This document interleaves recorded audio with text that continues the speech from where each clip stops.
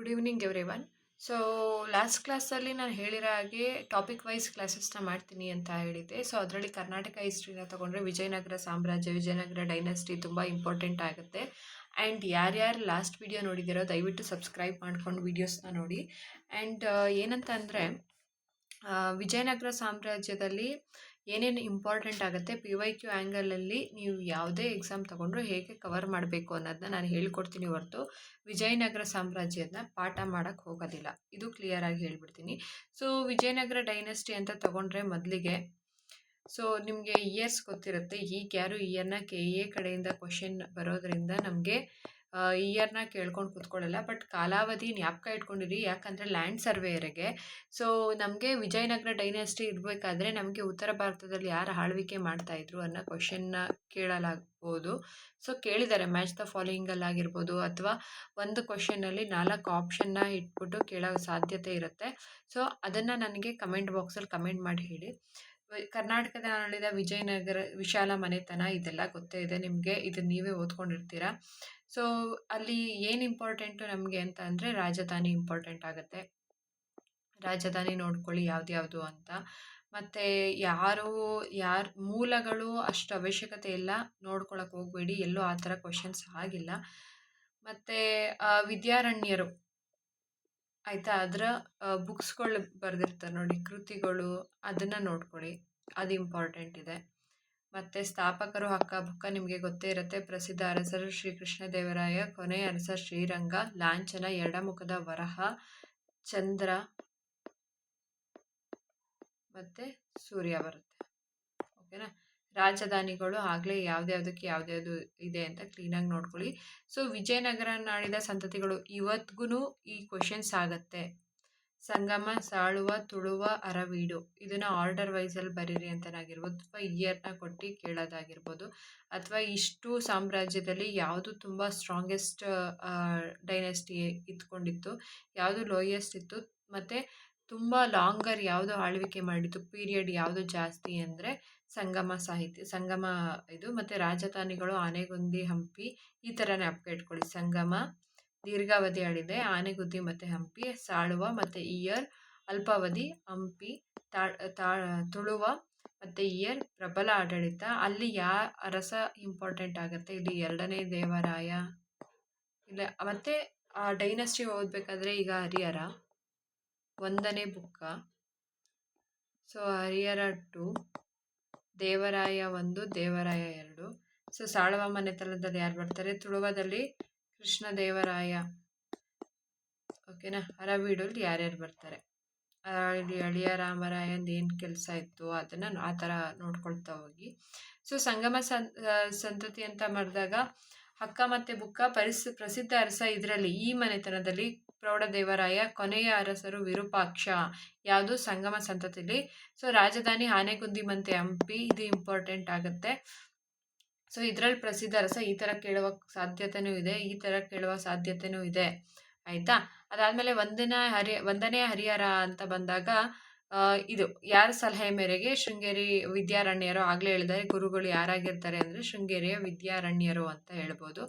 So ಅದು ಬಂದರೆ ಇದರಲ್ಲಿ ಏನು ಇಂಪಾರ್ಟೆಂಟ್ ಅಂತ ಅಂದರೆ 1347ರಲ್ಲಿ ಏನು ಮಾಡ್ತಾರೆ ಅಂತ ಅಂದರೆ ಬಹುಮನಿ ಸಾಮ್ರಾಜ್ಯ ಸ್ಥಾಪನೆ ಆಗುತ್ತೆ.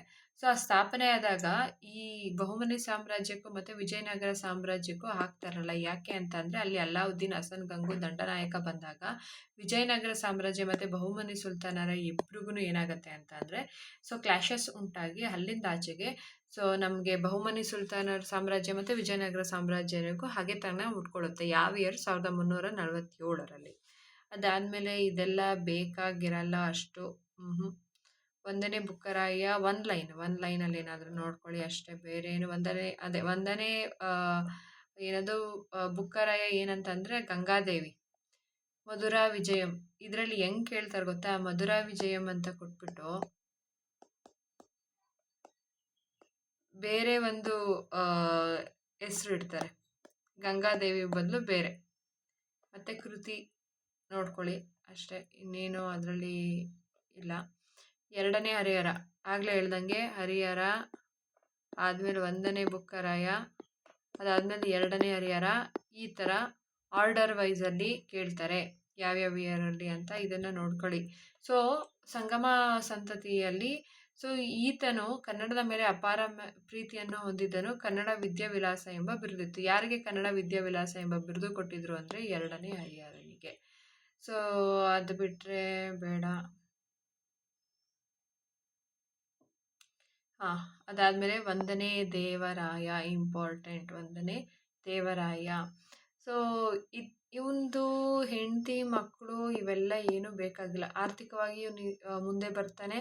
ಸೊ ತನ್ನ ಸೈನಿಕರಿಗೆ ಏನಿರ್ತಾರೆ ಅಂತಂದರೆ ಟರ್ಕಿ ಅವರಿಂದ ಬಿಲ್ವಿದ್ಯೆ ನಿಪುಣರಾದಂಥವ್ರನ್ನ ನೇಮಿಸ್ತಾನೆ. ಸೊ ಅವರ ಸೈನಿಕ ಪದ್ಧತಿ ಜಾಸ್ತಿ ಇಂಪ್ರೂವ್ಮೆಂಟ್ ಮಾಡಬೇಕು ಅಂತ. ಸೊ ಅವರು ಟರ್ಕಿ ದೇಶದಿಂದ ಯಾರು ಬಿಲ್ವಿದ್ಯೆಯಲ್ಲಿ ತುಂಬ ಸ್ಪೆಷಲಿಸ್ಟ್ ಇರ್ತಾರಲ್ಲ ಅವ್ರನ್ನ ಕರೆಸ್ಕೊಂಡು ಆ ವಿದ್ಯೆನ ತಮ್ಮ ಸೈನಿಕರಿಗೆ ಹೇಳ್ಕೊಟ್ಟು ತಮ್ಮ ಯಾವುದಾದ್ರೂ ಯುದ್ಧ ಆದರೆ ತುಂಬ ನೈಪುಣ್ಯವಾಗಿ ಗೆಲ್ಲಬೇಕು ಅನ್ನೋ ಒಂದು ಕಾರಣಕ್ಕೆ 1ನೇ ದೇವರ ಮಾಡ್ತಾರೆ. ನೋಡ್ತಾ ಇರ್ಬೋದು, ಈ ಸೆಂಟ್ರಲ್ ಗೌರ್ಮೆಂಟ್ CMAT ಅಂತ ಒಂದು ಎಕ್ಸಾಮ್ ಆಗುತ್ತೆ. 2021ನಲ್ಲಿ ಈ ಕ್ವಶನ್ ಅರೈಸ್ ಆಗಿದೆ. ಈತನ ಆಸ್ಥಾನಕ್ಕೆ ಯಾರು ಬಂದರು, ಈ ಥರ ಇದು ಇಂಪಾರ್ಟೆಂಟ್. ಇದು ಎಷ್ಟೇ ಓದಿದ್ರು ಕನ್ಫ್ಯೂಸ್ ಆಗುತ್ತೆ. ಇಲ್ಲಿ ನೋಡಿ RRB ಎಲ್ಲೂ ಈ ಕ್ವಶನ್ ಫಾರ್ಮ್ ಆಗಿದೆ. ಸೊ ಇಟಲಿ ಪ್ರವಾಸಿಗ ನಿಕೊಲೋ ಕೌಂಟಿ ನೋಡ್ಕೊಳ್ಳಿ. ನಿಕೊಲೋ ಕೌಂಟಿ ಬೇರೆ, ನಿಕೊಲಿನ್ ಬೇರೆ ಬೇರೆ ಕಡೆ ಬರ್ತಾನೆ. ಸೊ ಭೇಟಿ ನೀಡಿ ಮತ್ತೆ ಬರಿತಾನೆ ಅವನು. ಇದನ್ನು ನಾನು ಆ್ಯಕ್ಚುಲಿ ನೋಟ್ಸಲ್ಲಿ ಬರ್ತಿಲ್ಲ, ಬರಿತಾನೆ ಅವನು. ವಿಜಯನಗರ ಸಾಮ್ರಾಜ್ಯದಲ್ಲಿ ಆ ಟೈಮಲ್ಲಿ ಸತಿ ಸಹಗಮನ ಪದ್ಧತಿ ಮತ್ತು ಬಹುಪತ್ನಿತ್ವದ ಬಗ್ಗೆ ಉಲ್ಲೇಖವನ್ನು ಮಾಡ್ತಾನೆ. ಯಾರು ಇಟಲಿಯಲ್ಲಿ ಬಂದಂತೆ ನಿಕೋಟಿನ್. ಇದು ಇಂಪಾರ್ಟೆಂಟ್. ಇಲ್ಲಿ ಅವನು ಏನಂದರೆ 1ನೇ ದೇವರಾಯ ಯಾರನ್ನ ಮದುವೆ ಆದ, ಎಷ್ಟು ಜನ ಮಕ್ಕಳಿತ್ತು ಅವೆಲ್ಲ ಇಂಪಾರ್ಟೆಂಟ್ ಅಲ್ಲ. ಸೊ ತನ್ನ ಸೈನಿಕರಿಗೆ ಯಾವ ವಿದ್ಯೆನ ಯಾವ ರಾಜರು ಯಾವ ಟರ್ಕಿಯಿಂದ ಕಳಿಸಿ ಬಿಲ್ವಿದ್ಯೆನ ಕಳಿಸ್ತಾರೆ ಅಂದರೆ 1ನೇ ದೇವರಾಯ. ಆಯಿತಾ, 1ನೇ ದೇವರಾಯ. ಮತ್ತು ಈ ಒಂದು ಸಾಮ್ರಾಜ್ಯಕ್ಕೆ ಯಾರು ಬಂದಿದ್ರು ಅಂದರೆ ಇಟಲಿಯ ನಿಕೊಲೋ ಕೌಂಟಿ. ಅವ್ರು ಏನು ಬರೆದಿದ್ರು ಅಂದರೆ ಸತಿ ಸಹಗಮನ ಪದ್ಧತಿ ಮತ್ತು ಬಹುಪತ್ನಿತ್ವದ ಬಗ್ಗೆ ಅವ್ರು ಬರೆದಿರ್ತಾರೆ. ಮತ್ತು ಇವನು ಏನು ಮಾಡಿರ್ತಾರೆ ಅಂದರೆ ನೀರಾವರಿ ಪದ್ಧತಿಗೆ ಜಾಸ್ತಿ ಒತ್ತನ್ನು ಕೊಟ್ಟು ತುಂಗಭದ್ರಾ ನದಿಗೆ ಅಣೆಕಟ್ಟು ನಿರ್ಮಿಸುತ್ತಾನೆ ಮತ್ತು ಹರಿದ್ರಾ ನದಿಗೆ. ಇದು 2 ಕ್ವಶನ್ ಫಾರ್ಮ್ ಆಗಿದೆ UPSCಲಿ 2023 UPSCಲಿ. ಆಯಿತಾ. ಈ ದಂಡನಾಯಕ ಜಗನ್ನಾಥ ನಾಗಪ್ಪ ಮಲ್ಲಪ್ಪ ಒಡೆಯರ ಬೇಡ, ಇದು ಸೇಮ್ ಕ್ವಶನ್ ರಿಪೀಟ್ ಆಗಿದೆ. ಇದಿಷ್ಟು ದೇವರಾಯ 1 ಅಂದರೆ ಇದಿಷ್ಟು ಜ್ಞಾಪಕ ಇಟ್ಕೊಳ್ಳಿ. ಅದಾದಮೇಲೆ ದೇವರಾಯ 2 ತುಂಬ ಇಂಪಾರ್ಟೆಂಟ್. ಸೊ ಸಂಗಮ ಸಂತತಿ ಆವಾಗಲೇ ಹೇಳ್ದಂಗೆ ತುಂಬ ಪ್ರಸಿದ್ಧ ಅರಸ ಇವನಾಗಿರ್ತಾನೆ. ಇವನ ಬೇರೆ ಹೆಸರುಗಳು ಪ್ರೌಢದೇವರಾಯ, ಗಜಬೆಟ್ಟೆಕಾರ, ರುದ್ರಪ್ರತಾಪ. ಓಕೆನಾ. ಈತ ತನ್ನ ಸೈನ್ಯದಲ್ಲಿ ಮುಸ್ಲಿಮರನ್ನು ನೇಮಕ ಮಾಡಿಕೊಂಡನು. ಪ್ರಥಮ ಬಾರಿಗೆ 2ನೇ ದೇವರಾಯ ಒಡೆಯರ್ ದೇವರಾಯ ಏನು ಮಾಡಿರ್ತಾನೆ ಅಂತ ಅಂದರೆ ಮೈಸೂರು ಡೈನಸ್ಟಿಯಲ್ಲಿ ಮುಸ್ಲಿಮರನ್ನೂ ತನ್ನ ಸೈನ್ಯಕ್ಕೆ ತಗೋತಾರೆ. ಮತ್ತು ಇವರ ಆಸ್ಥಾನದಲ್ಲಿ 2ನೇ ದೇವರಾಯ ಚಾಮರಾಜ ಅರಸ ಮತ್ತು ಕುಮಾರವ್ಯಾಸ. ಚಾಮರಾಜ ಮತ್ತು ಕುಮಾರವ್ಯಾಸ ಇರ್ತಾರೆ. ಇದರಲ್ಲಿ ಇಂಪಾರ್ಟೆಂಟ್ ಕುಮಾರವ್ಯಾಸ HYT ಮತ್ತು ಚಾಮರಸ ಯಾವ್ಯಾವ ಕೃತಿ ಬರೆದ್ರು ಅನ್ನೋದನ್ನ ನೋಡ್ಕೊಳ್ಳಿ. ತುಂಬ ತುಂಬ ಇಂಪಾರ್ಟೆಂಟ್. ವಿಜಯನಗರ ಸಾಮ್ರಾಜ್ಯದಲ್ಲಿ ಎಷ್ಟು ಮಕ್ಕಳಿದ್ರು, ಎಷ್ಟು ಹೆಂಡ್ತಿರಿದ್ರು ಅದಲ್ಲ, ಅವ್ರದ್ದು ಏನು ಸಂಸ್ಕೃತಿ ಇತ್ತು, ಮತ್ತು ಯಾವ ಕವಿ ಏನು ಬರೆದಿದ್ದಾರೆ ಕೃತಿಗಳು, ಮತ್ತು ಯಾವ ಪ್ರವಾಸಿಗರು ಭೇಟಿ ನೀಡಿದ್ದಾರೆ, ಅವರು ಏನನ್ನ ಉಲ್ಲೇಖ ಮಾಡಿದ್ದಾರೆ. ಓಕೆನಾ. ಮತ್ತು ಅವರ ಆ ಅರಸ ಇರ್ತಾರಲ್ಲ ಅವರ ಸಾಧನೆ ತುಂಬ ಇಂಪಾರ್ಟೆಂಟ್ ಆಗುತ್ತೆ. ಅವರ ಅರಸರ ಸಾಧನೆ ಇದೇ ಕ್ವಶನ್ ಆಗೋದು. ಬೇಕಾದರೆ ನೀವು KPSC KA ಕಡೆಯಿಂದ ಎಷ್ಟೇ ತೆಗೆದು ನೋಡಿ ನಿಮಗೆ ಇದೇ ಕ್ವಶನ್ಸೇ ಇರುತ್ತೆ, ಬೇರೆ ಇನ್ಯಾವುದೂ ಇರಲ್ಲ. ಮತ್ತು ಇವನು ಏನು ಮಾಡ್ತಾನೆ ಗೊತ್ತಾ, ತನ್ನ ಸಿಂಹಾಸನದ ಮೇಲೆ ಒಂದು ಕಡೆ ಕುರಾನ್ ಪ್ರತಿಗಳನ್ನು ಬರ್ಸ್ಕೊತಾನೆ, ಇನ್ನೊಂದು ಕಡೆ ವೇದಗಳನ್ನ ಬರ್ಸ್ಕೊಂಡಿರ್ತಾನೆ. ಅರ್ಥ ಆಯ್ತಾ. ಸೊ ಇದು ಇಂಪಾರ್ಟೆಂಟ್. ತನ್ನ ಸಿಂಹಾಸನದ ಮೇಲೆ ಕುರಾನ್ ಪ್ರತಿಯನ್ನು ಇಟ್ಟು ಆಡಳಿತ ಮಾಡಿದ. ಹೌದು, ಕುರಾನ್ ಪ್ರತಿನ ಇಟ್ಟು ಆಡಳಿತ ಮಾಡ್ತಾನೆ. ಮತ್ತು ಅವ್ನ ಸಿಂಹಾಸನದ ಮೇಲೆ ಬಲಗಡೆಗೆ ಅವನೇನು ಮಾಡ್ತಾನೆ ಅಂದರೆ ಕುರಾನ್ ಪ್ರತಿಯನ್ನು ಬರ್ಸಿರ್ತಾನೆ. ತನ್ನ ಎಡಭಾಗದಲ್ಲಿ ವೇದಗಳನ್ನು ಬರ್ಸ್ಕೊಂಡಿರ್ತಾನೆ. ಆಯಿತಾ. ಲಕ್ಕಣ್ಣ ದಂಡೇಶ ಇದು ಇಂಪಾರ್ಟೆಂಟ್. ದಂಡನಾಯಕ ಯಾರು? ಲಕ್ಕಣ್ಣ ದಂಡೇಶ. ಇವರು ರಚಿಸಿದ ಶಿವತತ್ವ ಚಿಂತಾಮಣಿ. ಲಕ್ಕಣ್ಣ ಶಿವತತ್ವ ಚಿಂತಾಮಣಿ. 2ನೇ ದೇವರ ಶ್ರೇಷ್ಠ ಕವಿ, ಅವನೇ ಕವಿಯಾಗಿದ್ದರು. ಹೌದು. ಅವ್ರು ಯಾವ್ದ್ಯಾವ್ದನ್ನ ಬರೆದಿರ್ತಾರೆ? ಅಬ್ದುಲ್ ರಜಾಕ್. ಈತನ ಆಸ್ಥಾನಕ್ಕೆ ಪರ್ಷಿಯಾದ ಪ್ರವಾಸಿಗ ಅಬ್ದುಲ್ ರಜಾಕ್ ಭೇಟಿ ನೀಡಿದನು. ಇಂಪಾರ್ಟೆಂಟ್. ಹೌದು. ಈತನ ದೇವಾಲಯ ಸಾಮ್ರಾಜ್ಯದಲ್ಲಿ ಕಣ್ಣುಗಳನ್ನು ನೋಡಿಲ್ಲ. ಏನಂತ ಹೇಳ್ದ ಅವನು, ಈತನ ಸಾಮ್ರಾಜ್ಯದಲ್ಲಿ ಕಣ್ಣುಗಳು ನೋಡದ, ಕಿವಿಗಳು ಕೇಳದ ರಾಜನಾಥ ಸಾಮ್ರಾಜ್ಯ ಹೊಂದಿದ್ದನು. ಮತ್ತೆ ಇವನು ಆಹಾರಕ್ಕಿಂತ ಆಗಿನ ಜನರು ಅಲ್ಲಿ ಗುಲಾಬಿಯನ್ನು ಇಷ್ಟಪಡ್ತಿದ್ರು. ಅಂದರೆ ಆ ಡೈನೆಸ್ಟಿ ಅವನು ಆಳ್ವಿಕೆ ಮಾಡಬೇಕಾದ್ರೆ ಅಷ್ಟು ಸಂಪತ್ತು ಭರಿತವಾಗಿತ್ತು ಅಂತ ಅವನು ಯಾರು ಅಬ್ದುಲ್ ರಜಾಕ್ ಪರ್ಷಿಯಾಯಿಂದ ಬಂದಿರ್ತಾನಲ್ಲ, ಅದನ್ನು ನೋಡಿ ಅವ್ನ ಕಣ್ಣೇ ನಂಬಕ್ಕಾಗಲ್ಲ. ಬೀದಿ ಬೀದಿಯಲ್ಲಿ ವಜ್ರ ವೈಡೂರ್ಯಗಳನ್ನು ಮಾರಾಟ ಮಾಡೋದು, ಸೇರಲ್ಲಿ ಏನಿ ಕಾಳುಗಳನ್ನ ಸೇರಲ್ಲಿ ಹಳಿದು ಮಾರ್ತಾರೆ, ಆ ಥರ ವಜ್ರ ವೈಡೂರ್ಯಗಳನ್ನ ಸೇರಲ್ಲಿ ಮಾಡೋದಾಗಿರ್ಬೋದು. ಕಂಡು ಕೇಳಲ್ಲ, ಕಣ್ಣುಗಳಲ್ಲೂ ನೋಡೋಕ್ಕೆ ಸಾಧ್ಯ ಇಲ್ವಂತೆ, ಕಿವಿಗಳಲ್ಲೂ ಕೇಳೋಕ್ಕಾಗಲ್ವಂತೆ, ಆ ಥರ ಅವನ ಸಾಮ್ರಾಜ್ಯದಲ್ಲಿ ಇತ್ತು. ಮತ್ತು ಅಲ್ಲಿ ಜನ ಆಹಾರಕ್ಕಿಂತ ಹೆಚ್ಚು ಗುಲಾಬಿಯನ್ನು ಮಾರಾಟವಾಗುತ್ತಿತ್ತು.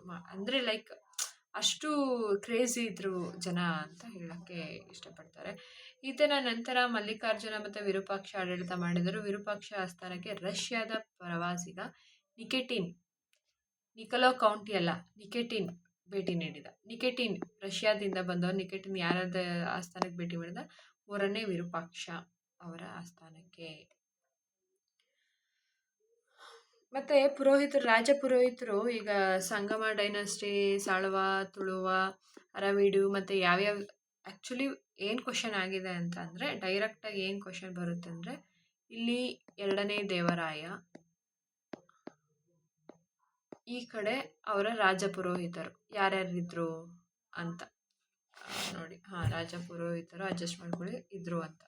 ಈಗ ಇಲ್ಲಿ 2ನೇ ದೇವರಾಯ, ರಾಜಪುರೋಹಿತ ನರಸಿಂಹಾಚಾರ್ಯರು, ಅಥವಾ ಆಗಲೇ ನಾನು ಒಂದು ಓದಿದೆ, ನೀವು ಅಬ್ಸರ್ವ್ ಮಾಡಿದ್ರೆ ಇಲ್ವಾ, ದಂಡನಾಯಕ ದಂಡೇಶ, ಲಕ್ಕಣ್ಣ ದಂಡೇಶ, ನೋಡಿ ದಂಡನಾಯಕ ಲಕ್ಕಣ್ಣ ದಂಡೇಶ, ಈ ಥರ ಕೇಳುವ ಸಾಧ್ಯತೆ ಇದೆ.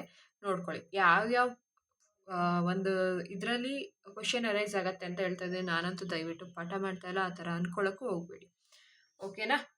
ಅದಾದಮೇಲೆ ಅರೇಬಿಯನ್ ಸಮುದ್ರದ ಪ್ರಮುಖ ಬಂದರುಗಳ ಮೇಲಿನ ಮಿಲಿಟರಿ ಆಡಳಿತಾತ್ಮಕ ಪ್ರಾಬಲ್ಯವನ್ನು 2ನೇ ದೇವರಾಯನಿಗೆ ರಾಜ್ಯ ಹಣಕಾಸಿನ ಹೊಸ ವಿಭಿನ್ನ ಮೂಲವನ್ನು ಒದಗಿತ್ತು. ಯು ಜಿ ಸಿ ತುಂಬ ಇಂಪಾರ್ಟೆಂಟ್, ಯು ಜಿ ಸಿ ಆಗಿರೋ ಕ್ವಶನು. ಮಿಲಿಟರಿ ಮತ್ತು ಆಡಳಿತ ಪ್ರಾಬಲ್ಯವನ್ನು ಯಾರು? 2ನೇ ದೇವರಾಯ. ಯಾವುದಕ್ಕೆ ಇಂಪಾರ್ಟೆಂಟ್ ಆಯಿತು? ರಾಜ್ಯ ಹಣಕಾಸಿನ ಹೊಸ ವಿಭಿನ್ನವಾಗಿ ಇದು ಮಾಡುತ್ತಂತೆ. ಎಲ್ಲಿಂದ? ಅರೇಬಿಯನ್ ಸಮುದ್ರದಿಂದ ಬಂದಂಥದ್ದು. ಮಿಲಿಟರಿ ಮತ್ತು ಅಡ್ಮಿನಿಸ್ಟ್ರೇಷನ್ ಇದೆಯಲ್ಲ, ಈ 2ನೇ ದೇವರಾಯಂಗೆ ಅವನ ಸ್ಟೇಟ್ ಮೈಸೂರು ಡೈನಸ್ಟಿ ಏನಿತ್ತಲ್ಲ, ಅದಕ್ಕೆ ಹಣಕಾಸು ಮನಿ ಟ್ರಾನ್ಸಾಕ್ಷನ್ ಇದಕ್ಕೆಲ್ಲ ಅದು ಇಂಪಾರ್ಟೆಂಟ್ ಆಯಿತು. ಅದು ಸ್ವಲ್ಪ ಮೇಲ್ಗಡೆ ಎತ್ತಿತು ಅವನ್ನ ಅಂತ. ಇನ್ನು ಬಂದರೆ ಸಾಳುವ ಸಂತತಿಯಲ್ಲಿ ದಂಡನಾಯಕನ ನೋಡ್ಕೊಂಡ್ರೆ ಅಷ್ಟೇ, ಬಿಟ್ಟರೆ ಇನ್ನೇನು ಅಂತ ಇಂಪಾರ್ಟೆಂಟ್ ಅಲ್ಲ. ತುಳುವ ಸಂತತಿ very very very very important, ಬಲಿಷ್ಠವಾದ ಸಂತತಿ. ಅರಸರು ಶ್ರೀಕೃಷ್ಣ ದೇವರಾಯ ತುಂಬ ಇಂಪಾರ್ಟೆಂಟ್. ಕೊನೆಯ ಅರಸರು ಸದಾಶಿವ. ಯಾಕೆ ಇದನ್ನು ಹೇಳ್ತಾ ಇದ್ದೀನಿ ಅಂದರೆ, ಈ ಥರನೇ ಕ್ವಶನ್ ಫಾರ್ಮ್ ಆಗೋದು, ಬೇರೆ ಯಾವುದೂ ಅಲ್ಲ. ವೀರ ನರಸಿಂಹ ಬೇಡ.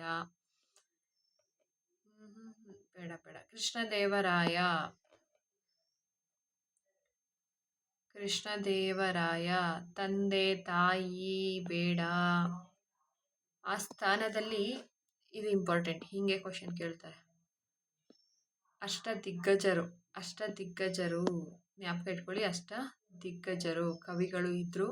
ಅದರಲ್ಲಿ ಅಲ್ಲಸಾನಿ ಪೆದ್ದಣ್ಣ, ಇವರು ತೆಲುಗು ಚೆನ್ನಾಗಿ ತಿಳಿದಿದೆ, ಆದರೆ ಸಂಸ್ಕೃತದಲ್ಲಿಲ್ಲ. ಯಾಕೆ ಹಿಂಗೆ ಬರೆದಿದ್ದೀನಿ ಅಂದರೆ, ಇದು ಡೈರೆಕ್ಟಾಗಿ ಸ್ಟೇಟ್ಮೆಂಟ್ನ ಕೊಟ್ಟಿದ್ದಾನೆ. ಅಲ್ಲಸಾನಿ ಪೆದ್ದಣ್ಣ ನಿಮ್ಮೆಲ್ಲರಿಗೂ ಗೊತ್ತಿದೆ, ಶ್ರೀ ಕೃಷ್ಣದೇವರಾಯ ಒಡೆಯರ ಆಸ್ಥಾನದಲ್ಲಿ ಇದ್ದಂಥ ಕವಿ. ಅವರು ತೆಲುಗು ಕವಿ. ಆದರೆ ಅಲ್ಲೇನು ಸ್ಟೇಟ್ಮೆಂಟ್ ಇತ್ತು ಅಂದರೆ, ಅಲ್ಲಸಾನಿ ಪೆದ್ದಣ್ಣ ಶ್ರೀ ಕೃಷ್ಣದೇವರ ಆಸ್ಥಾನದಲ್ಲಿದ್ದು ಅವರು ತೆಲುಗು ಮತ್ತು ಸಂಸ್ಕೃತದಲ್ಲಿ ಕೃತಿಗಳನ್ನು ರಚಿಸುತ್ತಿದ್ದರು. ಓಕೆನಾ. ಒಂದು ಶ್ರೀ ಕೃಷ್ಣದೇವರಾಯ ಅರಸರ ಒಂದು ಆಸ್ಥಾನದಲ್ಲಿ ಅಷ್ಟದಿಗ್ಗಜರು ಇದ್ದರು. Okay, correct. ಕೃಷ್ಣದೇವರಾಯರು ತನ್ನ ಸೇನಾ ಕಾರ್ಯಾಚರಣೆಯಲ್ಲಿ ಮೊದಲು ಬಿಜಾಪುರ ಆದಿಲ್ ಶಾಹಿ ಆ ಥರ ಒಂದು ಸ್ಟೇಟ್ಮೆಂಟು. ಮತ್ತು ಕೃಷ್ಣದೇವರಾಯರು ಅವರು ಸ್ವತಃ ಕವಿಗಳಾಗಿದ್ದರು.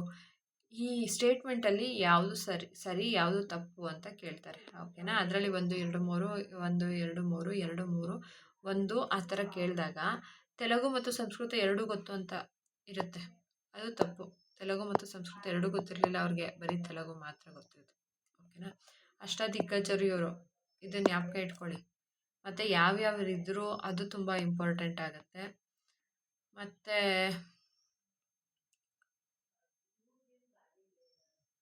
ತೆಲುಗು ಕವಿ ಡಿಂಡಿಯನ್ನು ವಾದದಲ್ಲಿ ಸೋಲಿಸಿದರು. ಯಾರು? ಶ್ರೀಕೃಷ್ಣ ದೇವರಾಯ. ವಿರೂಪಾಕ್ಷನ ಆಳ್ವಿಕೆ ಸಮಯದಲ್ಲಿ ನಿಕೋಟಿನ್ ರಷ್ಯಾದಿಂದ ಭೇಟಿ ನೀಡಿದರು. ಐ ಥಿಂಕ್ ಇದೆಲ್ಲ ಓಕೆನಾ? ಇನ್ನೇನು ಬರ್ಬೋದು ಅಂತಂದರೆ, ಪರ್ಷಿಯನ್ ಅರಬ್ ಕುದುರೆ ಪಡೆಯಲು ಸ್ನೇಹ ಬೆಳೆಸಿದರು. ಯಾಕೆ ಬೆಳೆಸ್ತಾರೆ ಪೋರ್ಚುಗೀಸರ್ದು ಅಂದರೆ, ಕುದುರೆಗಳನ್ನ ತಗೊಳಕ್ಕೆ, ಅವರ ಯುದ್ಧದಲ್ಲಿ ಕುದುರೆಗಳನ್ನ ಅಳವಡಿಸ್ಕೊಡೋದಕ್ಕೆ ಅವರು ಪರ್ಷಿಯನ್ ಅವರು ಮತ್ತು ಪೋರ್ಚುಗೀಸರ ಸಂಬಂಧವನ್ನು ಮಾಡ್ತಾರೆ. ಇದು ಜ್ಞಾಪಕ ಇಟ್ಕೊಳ್ಳಿ. ಪೋರ್ಚುಗೀಸರ ವೈಸ್ರಾಯ್ ಅಲ್ಬುಕರ್ಕ್ 1510ರಲ್ಲಿ ಬಿಜಾಪುರ ಸುಲ್ತಾನರಿಂದ ಗೋವಾ ಗೆಲ್ಲಲು ರಾಯರ ನೆರವು ಕೇಳಿರ್ತಾನೆ.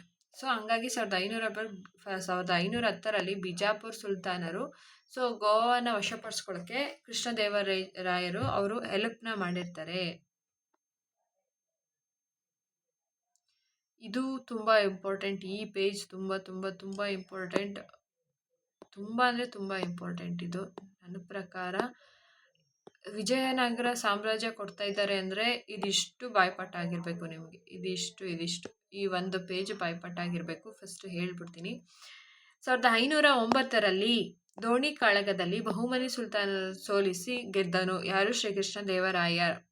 1510ರಲ್ಲಿ ಬಿಜಾಪುರ ಯೂಸುಫ್ ಆದಿಲ್ ಶಾಹಿಯನ್ನು ಸೋಲಿಸಿ ಗೋವಾವನ್ನು ಪೋರ್ಚುಗೀಸರಿಗೆ ಕೊಡಿಸಿದನು. ತುಂಬ ಇಂಪಾರ್ಟೆಂಟ್. ಎಷ್ಟರಲ್ಲಿ? 1510ರಲ್ಲಿ ಆದಿಲ್ ಶಾ. 1510ರಲ್ಲಿ ಉಮ್ಮತ್ತೂರಿನ ಪಾಳೆಗಾರರು ಗಂಗರಾಜರನ್ನು ಸೋಲಿಸಿ ಅವರ ಹತ್ರ ಇರುವ ಶಿವನ ಸಮುದ್ರ ಮತ್ತು ಶ್ರೀರಂಗಪಟ್ಟಣವನ್ನು ಗೆದ್ದುಕೊಂಡನು. ಜ್ಞಾಪಕ ಇಟ್ಕೊಳ್ಳಿ. ಉಮ್ಮತ್ತೂರು ಕಾಳಗದಲ್ಲಿ ಏನೇನಾಯಿತು? ಶಿವನ ಸಮುದ್ರ ಮತ್ತು ಶ್ರೀರಂಗಪಟ್ಟಣವನ್ನು ಗೆದ್ಕೋತಾನೆ 1510ರಲ್ಲಿ. 1513ರಲ್ಲಿ ಉದಯಗಿರಿ ಕೋಟೆಯನ್ನು ಗೆದ್ದುಕೊಂಡು ಬಾಲಕೃಷ್ಣ ಮೂರ್ತಿಯನ್ನು ಪ್ರತಿಷ್ಠಾಪಿಸ್ತಾರೆ. ಓಕೆನಾ? ಉದಯಗಿರಿ ಇದು ಮಹಾದಿಬ್ಬ ನಿರ್ಮಿಸೋದು ಇಲ್ಲಲ್ಲ.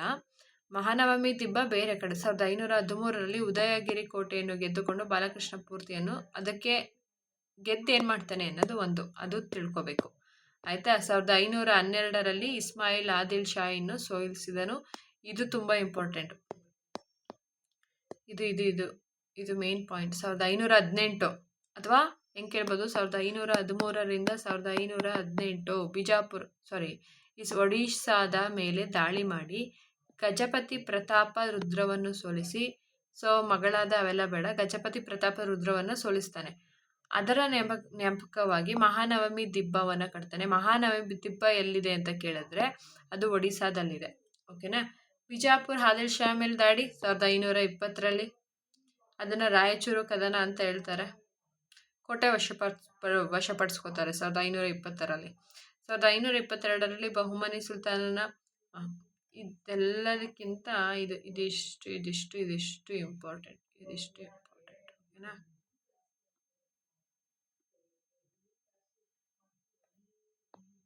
ಇದು ನೋಡ್ಕೊಳ್ಳಿ, ಇಂಪಾರ್ಟೆಂಟೇ.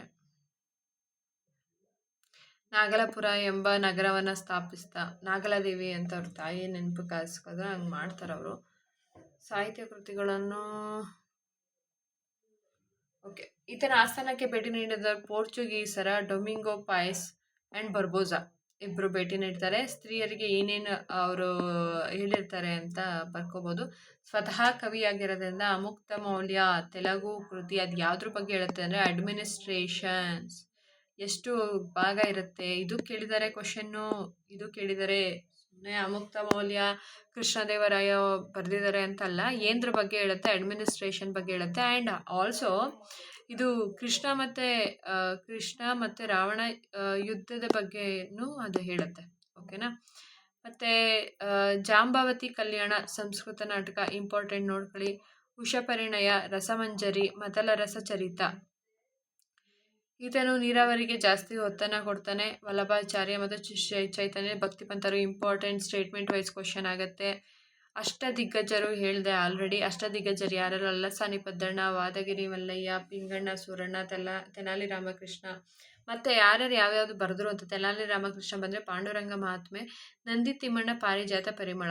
ಈ ಇಂಪಾರ್ಟೆಂಟ್ ನೋಡ್ಕೊಳ್ಳಿ. ಅದಷ್ಟು ಓದೋಕ್ಕಾಗಲಿಲ್ಲ ಅಂದರೆ ಇಷ್ಟಾದರೂ ಓದ್ಕೊಳ್ಳಿ. ಪರಶರ ಮಾಧವಿಯ ವಿಜಯನಗರ ಸಾಮ್ರಾಜ್ಯದ ಆಳ್ವಿಕೆಯಲ್ಲಿ ಬರೆಯಲಾಗಿದೆ. ಓಕೆನಾ? ಇದು ಯಾವುದಾದ್ರು ಯು ಜಿ ಸಿಲೆ ಕ್ವಶನ್ ಆಗಿದೆ ಅಂದರೆ ಬಂದೇ ಬರುತ್ತೆ. ಮಥುರಾ ವಿಜಯಂ 14ನೇ ಶತಮಾನ. ಮಥುರಾ ವಿಜಯಂ, ಗಂಗಾದೇವಿ, ತೆಲುಗು ಮತ್ತು ಕನ್ನಡಿ. ಈ ವಿಜಯನಗರ ಸಾಮ್ರಾಜ್ಯ ಅಂತ ಬಂದಾಗ ಯಾವುದರಲ್ಲಿ ಹೇಳ್ತಾ ಇದ್ರು? ತೆನಾಲಿ ಅಂದ್ಬಿಟ್ಟೆ. ತೆಲುಗು ಮತ್ತು ಕನ್ನಡಿ ಸಾಹಿತ್ಯದಲ್ಲಿ ಅವರು ರಚಿಸ್ತಾ ಇದ್ರು ಅಂತ ಹೇಳ್ತಾರೆ. ಓಕೆನಾ? ತಿರುಮಲಾಂಬ ವರದಾಂಬಿಕಾ ಪರಿಣಾಮ ರಚಿಸಿದ್ದಾರೆ. ಆಗಲೇ ಹೇಳ್ದಂಗೆ ಏನು ಸ್ಟೇಟ್ಮೆಂಟ್ ಕೇಳ್ತಾರೆ ಅಂದರೆ, ಈ ಗಂಗಾದೇವಿ ವರದಾಂಬಿಕೆ ಪರಿಮಣಂ ರಚಿಸಿದ್ರ ಅಂತ ಕೇಳಿದ್ರೆ ತಪ್ಪು. ಗಂಗಾದೇವಿ ಆಗಲೇ ಹೇಳ್ದಂಗೆ ಯಾವುದನ್ನ ರಚಿಸ್ತಾರೆ ಅವರು? ಮಥುರಾ ವಿಜಯಂ. ತಿರುಮಲಾಂಬ ವರದಾಂಬಿಕಾ ಪರಿಣಾಮ. ಇಲ್ಲಿ ಯಾವುದ್ರ ಬಗ್ಗೆ ಹೇಳಿದ್ದಾರೆ ಗೊತ್ತಾ? ವರದಾಂಬಿಕಾ ಪರಿಣಾಮ ಅಚ್ಯುತರಾಯನ ವಿವಾಹದ ಬಗ್ಗೆ ಹೇಳಿದ್ದಾರೆ. ಸಂಸ್ಕೃತ ಕೃತಿ. ಅಚ್ಯುತರಾಯ ಬೇಡ, ಅಳಿಯ ರಾಮರಾಯ ನೋಡ್ಕೊಳ್ಳಿ. ರಕ್ಕಸ ತಂಗಡಿ ಇಂಪಾರ್ಟೆಂಟ್. ಮೈಸೂರು ಡೈನೆಸ್ಟಿ ಬಿಡೋದಕ್ಕೆ ಇಂಪಾರ್ಟೆಂಟ್ ಕದನ ಯಾವುದು ಅಂತ ಅಂದರೆ ರಕ್ಕಸ ತಂಗಡಿ, ತಾಳೆಕೋಟೆ ಕದನ. ಓಕೆನಾ? ಯಾರು ಮಾಡ್ತಾರೆ? 4 ಜನ ನೋಡ್ಕೊಳ್ಳಿ. ಮತ್ತು ಯಾರ್ಯಾರು ಬರ್ತಾರೆ ಅದು ಇಂಪಾರ್ಟೆಂಟು. ಅರವೀಡು ಸಂತತಿ ಇಂಪಾರ್ಟೆಂಟ್, ಅದರಲ್ಲಿ ಏನಿಲ್ಲ. ಅಡ್ಮಿನಿಸ್ಟ್ರೇಷನ್ ತುಂಬ ಇಂಪಾರ್ಟೆಂಟ್. ಸೊ ಒಂದು 4 ಟೈಪ್ಸ್ ಆಫ್ ಅಡ್ಮಿನಿಸ್ಟ್ರೇಷನ್ ಮಾಡ್ತಾರೆ. ಆಡಳಿತದಲ್ಲಿ 4 ಪದ್ಧತಿ ಇರುತ್ತೆ. ನಾಯಂಕರು, ಆಯಗರು, ಅಮರಮ್ಮು ಮತ್ತು ಕೇಂದ್ರಾಡಳಿತ ಅಂತ ಮಾಡ್ತಾರೆ. ಸೊ ಈ ನಾಯಕರು ಅಂತ ಬಂದರೆ ಅಂದರೆ ಒಂದಿಷ್ಟು ಪ್ರದೇಶ ಇರುತ್ತೆ ಅಂತ ಅಂದ್ಕೊಳ್ಳಿ. ಆ ಪ್ರದೇಶನ ಹಂಚಿ ಅಲ್ಲಿ ನಾಯಂಕರು ಅಂತ ಇಟ್ಟು ಅವರು ಆಡಳಿತನ ಮಾಡ್ತಾ ಇರ್ತಾರೆ. ಆಯಗಾರ ಅಂತ ಅಂದರೆ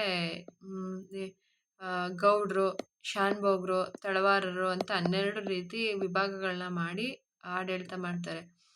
ಸೊ ಅಮರಂ ಅಂತ ಬಂದರೆ, ಅಮರಂ ತುಂಬ ಇಂಪಾರ್ಟೆಂಟು. ಫಿಲಮ್ ಅಲ್ಲ, ಅಮರಂ ಅಂದರೆ ಇದು ಸೈನ್ಯದಲ್ಲಿ ಇರುತ್ತೆ. ಮತ್ತು ಅಮರಂ ಅಂತ ಮತ್ತು ಭೂ ಕಂದಾಯಕ್ಕೂ ಯೂಸ್ ಮಾಡ್ತಾರೆ ಇವರು. ಅಮರಂ ಅಂತ ಭೂ ಕಂದಾಯದಲ್ಲೂ ಯೂಸ್ ಮಾಡ್ತಾರೆ. ಅದು ಕೇಳಿದ್ದಾರೆ. ಅಮರಂ ಏನಕ್ಕೆ ಯೂಸ್ ಮಾಡ್ತಾರೆ ಅಂತ ಕೇಳಿದ್ದಾರೆ. ಓಕೆನಾ?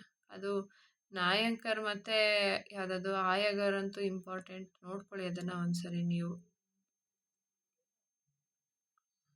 ಇದು ನೋಡ್ಕೊಳ್ಳಿ. ರಾಜ್ಯ, ನಾಡು, ಮಾರ್ಗ, ಮಂಡಲ, ಸೀಮೆ, ಚಾವ, ಕಂದಾಯ ಪದ್ಧತಿ, ರಾಯರೇಖಾ ಪದ್ಧತಿ ಅಂತ ಕರೀತಾ ಇದ್ರು.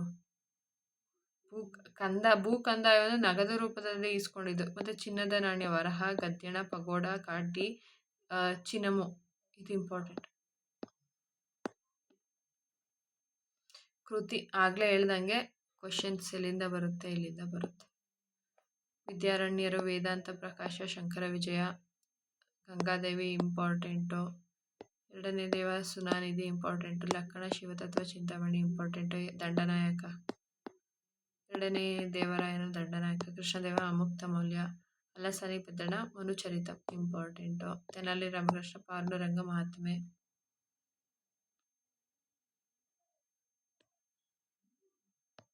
ಸಾರಿ, ಮತ್ತೆ ರಿಪೀಟ್ ಆಗಿಬಿಟ್ಟಿದೆ, ನೋಡಿಲ್ಲ.